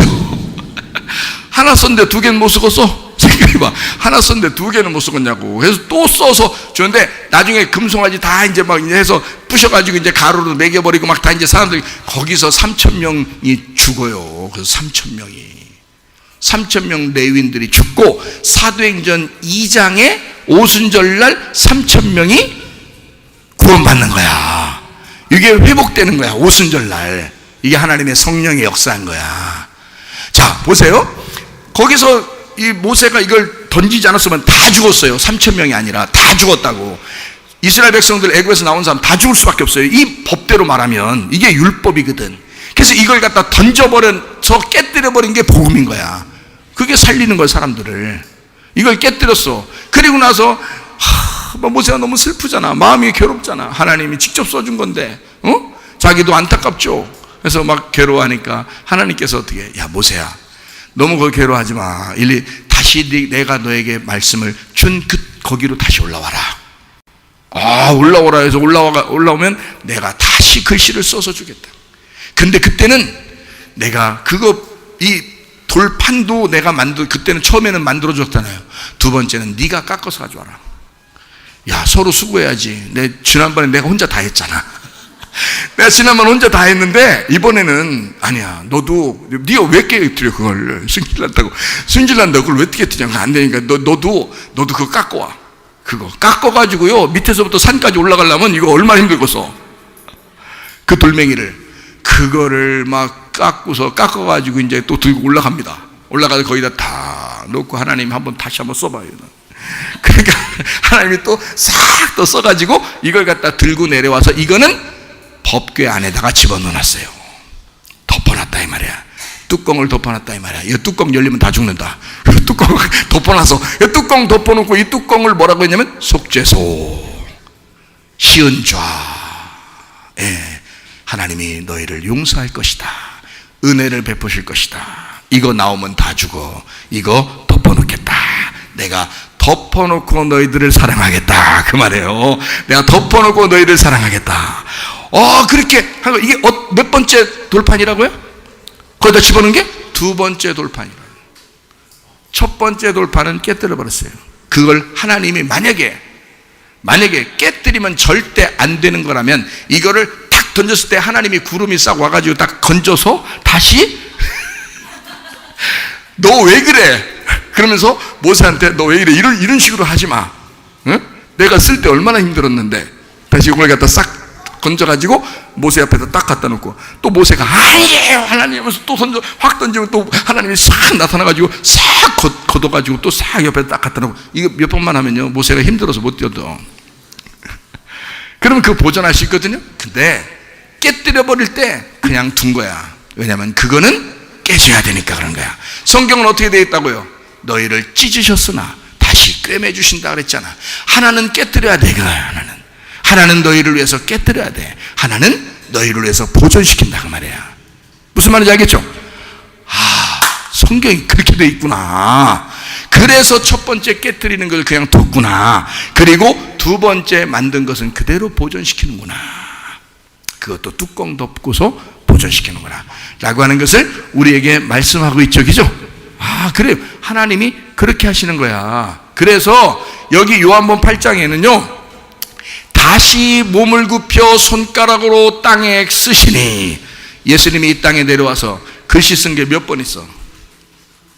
어서 맨 볼펜 가져오라고 해서 글씨 쓰고 다니시고 그랬겠어? 예수님이? 야, 공책좀 가져와봐. 요 노트하고, 야, 그 볼펜하고 몇 개 가져와봐. 그때 연필이면 연필 몇 자루 가져와봐. 글씨 확 써버릴 테니까 내가 그냥. 그러면서 예수님이 어디다 글씨를 뭐 쓴 적이 있어요? 없어. 땅바닥에다 쓰는 겨. 땅바닥이 뭐니까? 내 마음이니까. 내 마음판에 그거를 쓰는 거야. 근데 이거를 몇 번 써? 2번 썼다고 나오잖아. 2번. 왜 하필 2번 써? 십계명도 2번을 썼잖아. 그죠? 왜 2번을 써? 첫 번째 거는 율법이야. 2번째 거는 복음이야. 첫 번째 거는 너희를 죽이는 거야, 찢는 거야. 2번째 거는 너희를 치료하시고 꿰매주시는 거다 이 말이야. 그러니까 자, 2번 쓰고서 용서가 이루어지는 거야. 2번 쓰고. 무슨 말인지 알겠어요? 예수님이 요한복음 8장에 2번 글씨를 쓰는 거야. 자, 죄 없는 놈이 한번 쳐봐 그러잖아요. 8장 7절에 죄 없는 자가 먼저 돌로 치라 그러잖아요. 그러면 죄 없는 자가 돌로 쳐라 그랬으니까 죄 있는 자는 돌로 칠 수 있다 없다? 없다. 자, 죄 있는 사람은 뭐 해야 된다 그럼? 마저 죽어야 된다 그 말이지. 자, 죄 없는 사람이 돌로 쳐라 그런 거고 죄 있는 사람은 마저 죽어야 된다 그 말이에요. 그죠? 무슨 말인지 알겠죠? 그러면 죄 없는 자가 한번 쳐봐 그랬어요. 그럼 죄 없는 자는 지금 누구밖에 없어요? 예수님 그리고 그 여자가 지금 현장에 잡혔잖아. 죄가 다 드러났잖아. 머리끝부터 발끝까지 문둥병이 걸려 있잖아. 그걸 다 봤잖아. 사람들이 다 봤으니까, 다 드러났으니까, 죄가 까발려졌으니까 죄가 없는 거란 말이에요. 근데 다른 사람들은 다 자기 옷을 입고 있단 말이에요. 자기 율법의 옷을 입고 있단 말이에요. 자기 선악과의 옷을 입고 있단 말이에요. 비판하고 판단하고 다 하고 있단 말이에요. 선악과의 옷을 입고. 그죠? 그 사람들은 죄가 있는 거지. 그 사람들은 뭐야? 죄 있으니까 뭐 맞아야 돼? 돌 맞아 죽어야 돼. 어떤 돌? 돌이 뭐라 그랬어요? 예수님이잖아. 하나님의 아들이잖아. 하나님의 아들은 돌로 이 땅에 내려왔잖아. 뭐 한다고? 죄 있는 놈을 돌로 때려 죽이기 위해서 왔잖아. 그죠? 근데 그 돌을 누가 맞았다고? 예수님이 자기가 맞았다고. 죄 없는데 자기가 맞았다고. 누구를 위해서? 옷 벗겨진 가늠한 여자를 위해서 맞았잖아. 이해가 돼요? 자, 그러니까 자기가 죄가 드러나 회개한 사람은 용서를 받는 거야. 근데 회개하지 않으면 죽어야 될 사람이야. 그게 죄가 있는 사람은 죽어야 되는 거예요. 죄 없는 자는 부활한 사람이요. 죄 없는 자는 죽었다가 살아난 사람이요. 회복된 자, 죄 없는 자가 회복된 자요, 부활한 자요, 하나님의 아들이요. 그렇죠? 그러니까 돌로 칠 수 있는 자격을 가진 자는 하나님의 아들밖에 없는 거야, 거기서. 그렇죠? 이 땅에 내려온 하나님의 아들밖에 없는 거예요. 죄 없는 어린 양, 그 예수가 대신 돌을 맞으셨다. 그러므로 이 사건을 끝냈다. 어차피 누군가는 돌을 맞아야 끝나는 게임이야. 그렇죠? 누군가는 돌을 맞아야 이 법이 딱 종료되거든요. 그때 예수님이 자기가 맞겠다는 거예요. 내가 이 사람을 대신해서 내가 맞겠다 이가. 그리고 이 법을 종료시켜 주세요. 그래서 딱 종료됐단 말이에요. 엔터 눌러서 딱 종료했어요. 하나님이. 네, 율법은 종료된 거야. 그리고 이제는 복음의 시대가 시작된 거라 이 말이에요. 이거를 믿으시라는 거야. 이거를 여러분과 제가 믿고 천국 가는 거예요. 열심히 노력해서 천국 가는 게 아니에요. 예수를 믿고 천국 가는 것입니다. 이해가 되시죠? 무슨 말인가? 자, 요한복음 8장 11절 말씀 대답하되 주여 없나이다. 야 사람들 어디 갔냐? 몰라서 물었어요? 몰라서 물었냐고. 알고 있으면서 물어봤죠? 주여 없나이다. 예수께서 이르시되 나도 너를 어떻게 한다? 정죄하지 않는다. 왜? 옷 벗겨진 여자잖아. 이미 문둥병이 머리끝에서부터 발끝까지 다 드러났잖아. 그러니 너는 정결한 여자야. 이미 너는 다 죄가 드러났잖아. 회개했잖아. 이미 옷이 다 벗겨졌잖아. 너 거짓말 안 했잖아. 다 정직하게 얘기했잖아. 그러니까 너를 정죄하지 않는다. 그러니까 가서 다시는 죄를 범하지 마라. 자, 다시 죄를 범하지 마라. 이 무슨 말이에요? 다시 죄를 범하지 마라.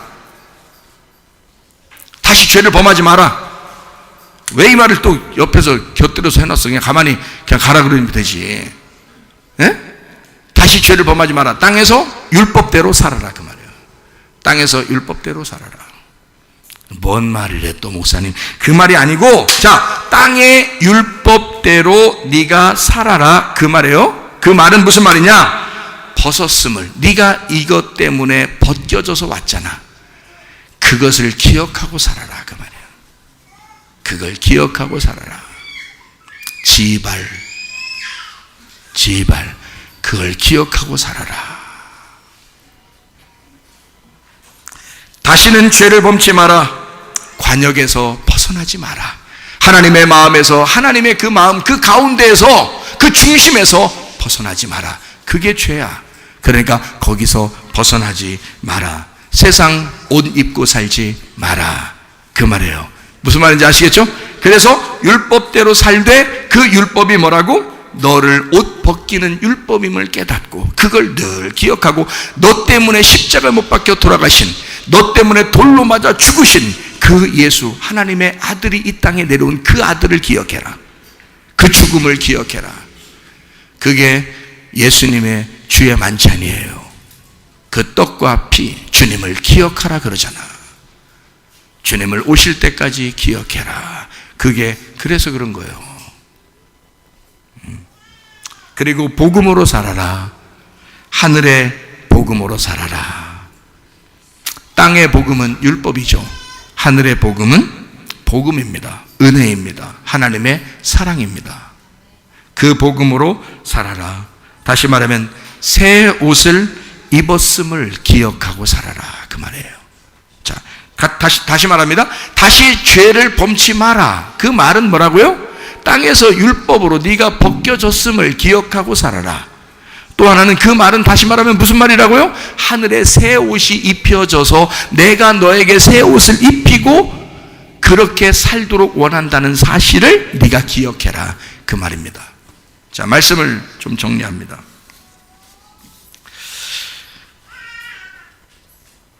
우리가 죄가 있다라고 하는 것은 바로 뭐 때문에 죄가 있는가라고 하는 거냐면 성경에 씨 없는 남자를 만나러 돌아다니다가 오는 것을 죄라 그럽니다. 성경적인 죄예요. 자, 다시 말합니다. 씨 없는 자를 만나고 돌아다니는 죄, 그 죄가 크다. 네 죄를 네가 알렸다. 자, 그러면 우리가 하나님의 아들을 만났다면 이 땅에서, 그러면 죄가 있다 없다? 이 여자도 죄가 없단 말이에요. 왜? 하나님의 아들은 뭔데? 씨가 있는, 하나님의 씨가 있는 아들이잖아. 유일하게 하늘에서 이 땅에 내려오신 그 아들만 하나님 아버지의 씨가 있단 말이에요. 그래서 하나님의 아버지의 씨를 가지고 내려온 그 아들을 만나는 거 말고 씨 없는 남자를 만난 게 죄라 이거야. 간음이라 이거야. 하나님의 아들을 만나면 어떻게 해? 하나님 아버지의 유일한 씨를 가진 그 남자를 만나면 죄가 없다 이거지. 그러니까 간음한 여자가 예수님 만나니까 죄가 없더라. 자, 신부가 누구를 만나길 원한다고요? 신랑 만나길 원하죠. 신부니까 신랑 만나길 원하죠. 어떤 신랑을 만나길 원하나요? 예? 씨 가진 신랑을 만나길 원하죠. 그러면 자, 누구 닮은 사람을 보통 여자들이 만나고 싶어 해요?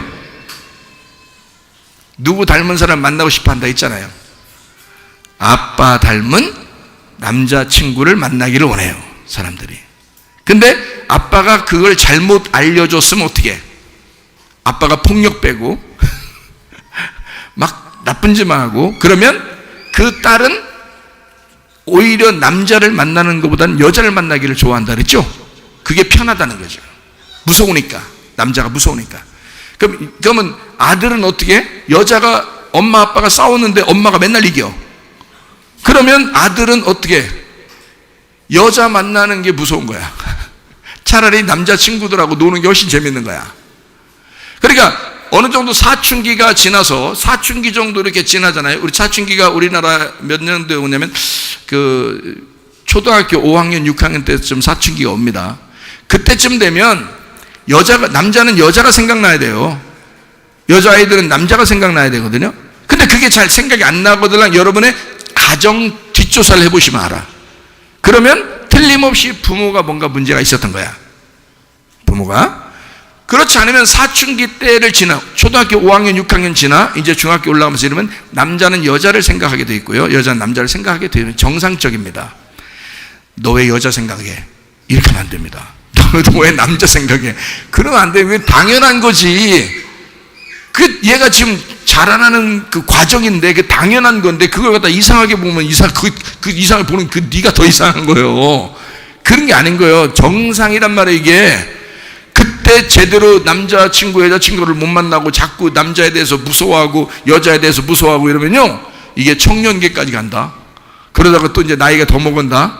그러다가 결혼 늦게 어느 날 만나겠지 하다가 못하는 경우도 있어요. 안 돼. 그러면 안 돼.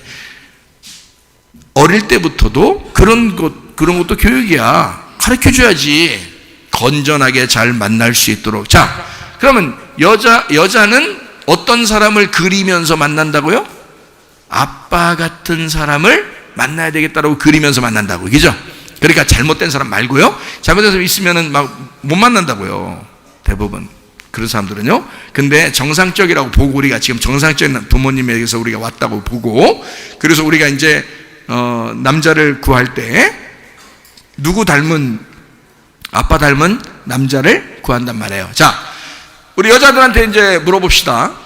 여자들이 남자를 만났어요. 그리고 결혼합니다. 그럼 여러분, 결혼에 뭔지를 아시고 결혼해야 돼. 그죠? 모르고 결혼했다가 여기 와서 처음 듣는 사람들 많죠? 모르고 결혼했다가 여기 와서 이런 말씀들 처음 듣는 사람들 많아. 그러니까 문제가 없어요. 그분들도 말씀을 듣고 있으니까. 자, 보세요. 여자가 남자를 만났어요. 아빠 같은 남자를 만나길 원해서 만났단 말이에요. 그러면 자, 남자는 어떤 남자가 돼야 돼요? 여자한테 어떤 남자가 돼야 돼? 네? 아빠 같은 남자가 돼야 돼요. 그죠? 아빠 같은 남자가 돼야 돼. 그러면 아빠가 안심이 될까 안 될까? 안심이 되겠죠. 아빠 같은 남자가, 아빠가 좋은 사람이야? 정상적인 사람이야? 그래서 그 아빠 같은 남자를 만나서 아빠 같은 남자가 아빠처럼 해주면, 그러면 이제 안심을 느끼는 거예요. 그렇죠? 그러면 아빠 같은 남자를 만나면 아빠를 만나지 왜 남자를 만나? 남자친구를? 그냥 아빠 만나고 살지. 아빠랑 같이 있지 왜? 오랫동안 결혼 안 하고 그냥 혼자 아빠 좋은데 아빠랑 같이 있지. 왜 남자랑 같이 있죠? 응? 그게 신랑이야. 신랑인데. 잘 봐요. 제가 이 관계를 설명해 드릴게요. 남편은, 잘 들으세요 여러분. 남편들이요. 잘 들으세요. 남편은 남편만으로서 사는 게 아닙니다. 여러분. 남편은 아내를 위하여 아버지가 되셔야 돼요. 여자는 아빠를 기대하고 남자를 만난 거야. 잘 들어요. 제가 지금 얘기하는 거를, 여러분, 제가 이제 딸을 둔 아빠로서도 얘기하지만 여러분에게 이게 말씀의 그 가르침입니다. 예수님하고 하나님하고 같은 분이에요? 다른 분이에요? 같은 분이에요. 그죠? 그럼 예수님을 우리는 뭐라 그래? 우리 신랑이라 그러죠? 남편이라 그러죠? 그러면 예수님하고 하나님하고 같은 분이면 하나님을 우리는 뭐라 그래? 예? 하나님을 아버지라 그러죠? 하나님은 아버지라 그러잖아. 그러면 나는 동시에 내 남편을 만나면서 내 아버지를 만난 거야. 맞죠? 자, 예수님과 하나님이 같은 분이라며 무슨 말인지 이해가 돼요? 그러면 남자는 어떻게 해야 돼? 그냥 남편으로서만 살아야 돼? 아버지처럼 살아야 돼? 아버지가 딸한테 대해주는 것처럼 살아야 되는 거야. 여러분, 아버지들이 얼마나 딸을 사랑하는지 아시죠? 여러분, 아버지들이 딸을 얼마나 사랑하는지 아시죠?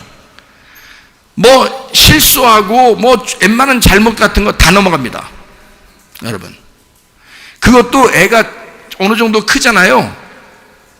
그거 애기 때나 조금씩 혼내면서 잡아주려고 그러지. 좀 크면요 그렇게 친하고 싶고 그렇게 그냥 같이 있고 싶고 그래요. 그 아빠가 딸하고.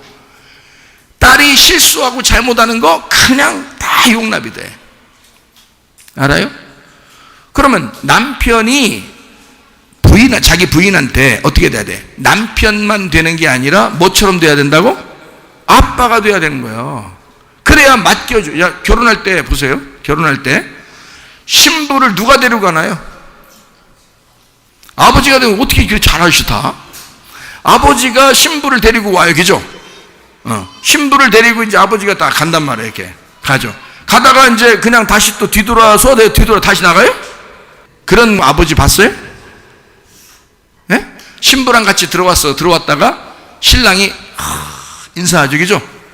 한두 걸음 이렇게 나와서 인사한다고요. 왜냐면 거기서 기다릴 수가 없는 거야. 우리 주님이 하늘에서 이 땅에 우리를 만나시려고 때 막 그 공중에서 우리를 만나신다는 게 그런 의미예요. 그래서 여기서 막 달려오듯이 와가지고 막 인사하고 막 이제 신부 달라고 그러잖아요. 그랬더니 그 신부 아버지가 내가 줄 줄 알았지? 그러더니 딱 뒤돌아서 하더니 딸하고 둘이 싹 나가버렸어요. 자, 그런 아빠 봤어요? 못 봤죠? 그죠? 그러면 오다가 뒤로 돌아가지 않고 여기서 신랑한테 넘겨줘, 안 넘겨줘? 넘겨주죠. 넘겨주는 이유가 뭐예요? 여러분, 넘겨주는 이유가 뭐야? 이 딸을 지금 누구처럼 해달라는 거야? 아버지처럼 해달라는 거야. 아버지가 지금까지 내가 이 아이를 키워왔으니 이 딸을 아버지처럼 네가 해줄 수 있으면 맡기겠다는 거예요. 무슨 말인지 아셔요? 근데 여기 결혼한 여자들을 비롯해서 남편들이 함부로 대해야 안 돼. 만약에 이 여자들의 아버지가 같이 산다면 아버지한테 그렇게 하겠어? 장인어른한테 사위가 막 함부로 하겠어? 못하는 거지. 그렇죠? 근데 왜 이 딸한테는 함부로 해? 말이 안 되죠? 그러니까 어떻게 돼? 아버지가 딸을 신랑한테 넘길 때 어떻게 해? 줄까 말까, 넘길까 말까 이제 한참 연구해야 돼. 여기서 둘이 땡겼다 밀당하는 거죠. 밀고 땡기고 이제 한단 말이야. 그렇게 하다가 신랑이 제가요 아버님처럼 제가 틀림없이 해드리겠습니다. 아빠가 생각하는 것 이상으로 제가 제2의 아빠로서 내가 아빠가 돌아가셔도 내가 아빠처럼 내가 이 여자를 내가 돌보겠습니다 하고 자기가 데리고 가야지. 그게 결혼이지. 맞죠? 아니요? 그게 맞는 얘기야. 이게 맞는 얘기라고. 근데 여자한테 함부로 대해. 나빠요. 사장님 나빠요. 안 돼. 그러면 안 되는 거야. 여자는 아빠의 그늘에서 자라난 아버지의 딸이란 말이에요. 그래서 이 딸을 이 신랑한테 넘길 때는 아빠의 마음까지 넘겨주는 거예요. 그렇죠? 아빠처럼 이 아이를 돌봐달라고 대신, 그죠? 아빠가 같이 있으면 좋겠는데 네가 같이 있으니 내가 조금 뒤로 물러나서 보고 있겠다는 얘기죠. 그죠?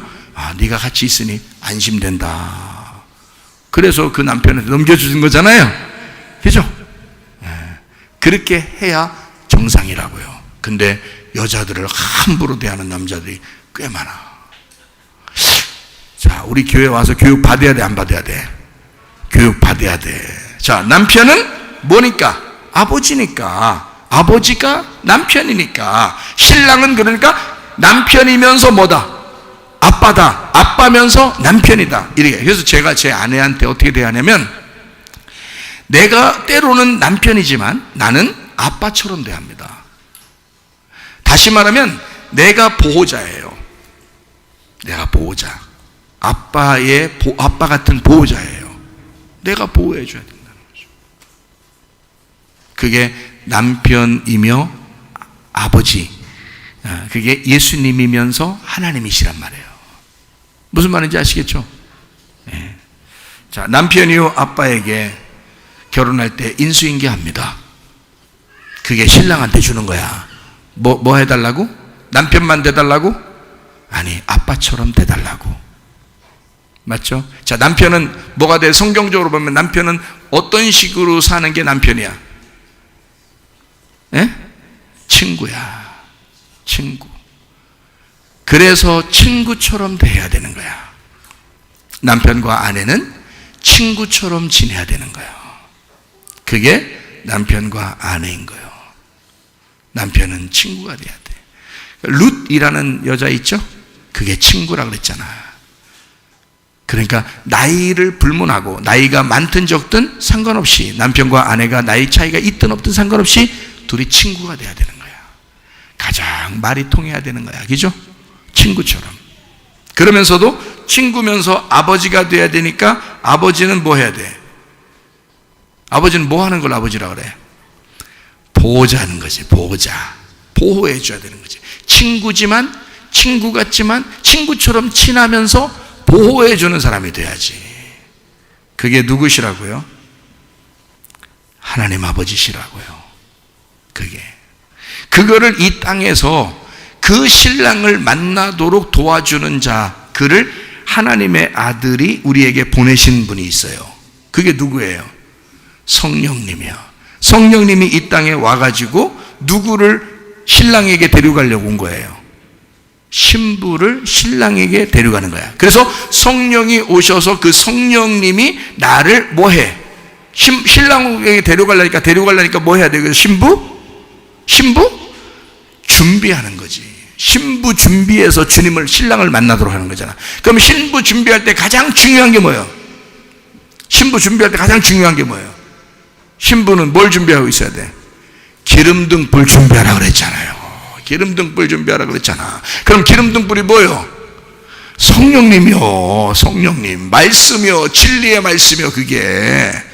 그래서 올리브 기름만 사용해야 돼. 그건 순수한 말씀을 얘기하는 거야. 깨끗한 진리의 말씀을 얘기하는 거예요. 그걸로 준비하고 있어야 된다. 그러면 우리를 성령님이 데려가 가지고 주님 만나게, 신랑 만나게 하면 뭐가 일어나? 어린 양의 혼인잔치가 일어나는 거예요. 잔치하는 거예요. 신랑한테 신부를 데리고 가가지고. 자, 우리는 누구를 만났어요? 예수님을 만났어요. 이분이 진짜 아들이요. 진짜 아들하고 결혼하는 거예요. 근데 가짜 아들도 있나? 있어요. 그래서 이 세상에 있는 가짜 아들, 다른 종교를 따르는 자들, 하나님을 믿는다고 하지만 다른 씨를 가진 자들, 설교는 하고 있지만, 말씀을 듣는다고 하고 있지만 진리의 말씀이 아닌 이 세상에서 잘 살라고 하는 그런 어떤 이 세상의 엉뚱한 말씀들을 하는 그 사람들도 있다는 얘기야. 그렇죠? 그러면 그건 뭐야? 하나님으로부터 내려온 씨가 있어, 없어요? 없어요. 그런 남자를 만나는 거야, 사람들이. 그걸 뭐라겠다고? 요한복음 8장에서는 어떤 여자라고? 간음한 여자라, 그렇게 말하는 거야. 그러니까 우리는 누구를 만나야 돼? 진짜 하늘로부터 씨를 가져온, 아버지로부터 씨를 가져온 그 아들을 만나야 돼. 그게 진리의 말씀이라 그러는 거예요. 자, 씨를 가진 아들을 만났다. 내 남편이 씨를 가진 아들이다. 그러면 그 아들을 낳은 자가 있어요. 누구예요? 그 아들을 낳은 자가 누구예요? 엄마가 낳았다. 엄마가 그러면 교회예요. 아버지는 누구예요? 하나님이요. 자, 씨를 가진, 진리의 씨를 가진 그 아들을 내가 신부로서 신랑을 만났어요. 근데 그 신랑 씨를 가진 그 씨를 누가 준 거야? 그 아들이라는 씨를 누가 있어서 그 씨가 아들이 진짜 씨를 가진 아들이 내려온 거예요. 아버지가 씨가 있으니까 내려온 거예요. 그러니까 그 아버지의 씨를 가진 자가 예수밖에 없었던 거예요. 그죠? 그러니까 아버지가 씨가 있는 거지. 그게 하나님이죠. 사람들은 아버지 하나님을 믿은 게 아니라 다른 씨가 없는 다른 거를 믿었다는 거지. 하나님이라고 말만 하면서 다른 종류를 믿고 있었던 거야. 그걸 성경에서 뭐라 그래? 음행, 우상숭배, 간음이라 그렇게 말하는 거라고요. 그럼 그것에서 벗겨내고, 자, 그런 남편들하고는 다 어떻게, 씨 없는 남편들하고는 싹 다 이혼해야 되겠죠? 이혼해야지. 그래서 이혼하고 누굴 만나야 돼? 두 번째 남편 대신 진짜 씨 가신 예수님을 만나야지. 그래서 오죽했으면 요한복음 4장에 사마리아 여자가 나오는데 그 사람은 몇 번 결혼했어? 6번 결혼했어요. 근데 다 씨가 있어, 없어? 씨 없는 남편을 만난 거야. 복음의 씨를 못 가진 그 남편들을 만난 거야. 그래서 그 남편들 다 여자가 예수님한테 와가지고 예수님 만나서 뭐라 그래? 아, 나는 남편이 없어요. 그래요. 나는 남편이 없어요. 6명이나 있었으면서 자기는 남편이 없어요. 왜? 뭐가 없었기 때문에? 씨를 가진 남자들이 없었단 말이야. 그러니까 예수님 뭐라 그래? 내가 씨를 가진, 하늘의 씨를 가지고 이 땅에 내려온, 하늘의 물을 가지고 이 땅에 내려온 하나님의 아들이다. 내가 주는 물을 먹으면, 내가 주는 물을 마시면, 내가 주는 씨를 가지면 너는 내 하나님의 아들을 잉태하게 될 것이다. 그 여자의. 그게 7번째 남편이신 예수님이 되는 거예요. 요한복음 4장에. 자, 이해가 되시겠죠? 그래서 이분이 씨를 가진 아버지가 씨를 가져 살아있는 씨를 가졌으니까 아들이 새로운 살아있는 씨를 갖게 된 거예요. 그러니 아버지 없이 아들이 나올 수 있다 없다? 없다. 아들을 만났으면 그 아들은 아버지인 거예요. 그러네. 그러니까 아들을 만나니까 아버지인 거니까 진짜 신부가 신랑을 제대로 만나면 그 어떤 자를 만난 거예요? 그냥 신랑만 만난 거예요? 아빠 같은 신랑을 만난 거야. 아빠 같은 신랑을 만난 거지. 그러니 신랑들이요, 또 앞으로 신랑 되실 분들이요, 다 뭐가 돼야 돼? 아빠 같은 신랑이 되라. 아빠 같은 남편이 되라. 아빠는 딸을 무조건 용서한다. 아빠는 딸을 무조건 사랑한다. 근데 남편들이요, 여자들 조금만 잘못하면 눈을 도끼를 뜹니다. 눈으로 몇 방 난도질을 해요. 도끼로 이렇게. 여자들을 못 잡아먹어서 눈으로 잡아먹으려고 그래요. 눈으로.